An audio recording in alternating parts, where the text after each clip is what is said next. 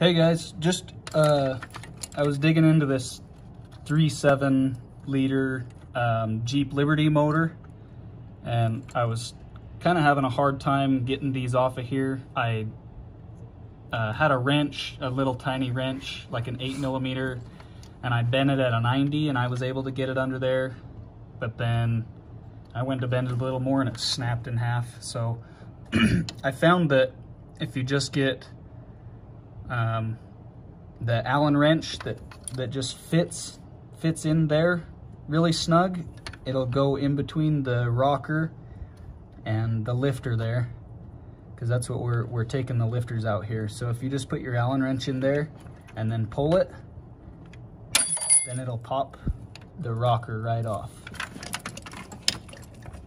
And from there, have your rocker and your Allen wrench that hit you in the forehead when you popped it off.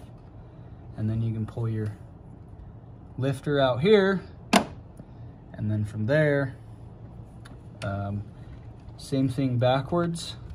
But I've got a 3/4 inch here. And then we can go from the valve side into the rocker or the lifter side this way, and kind of get it centered on the lobe there. And then I've just been going on the bottom end or the valve stem end.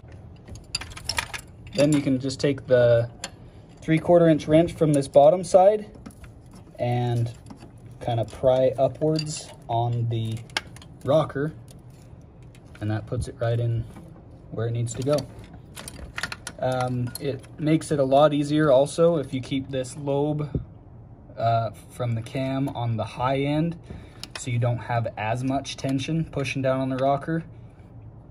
That makes it a lot easier. You can, all I did was turn the key just a tiny bit. All you have to do is get this to rotate, you know, a half a turn, a quarter of a turn, and it'll push that lobe up. So that makes it a lot easier, a lot less pressure on there. When you get that Allen wrench in there, it doesn't take as much effort to push that off of there. So thanks for watching. We'll make it easier.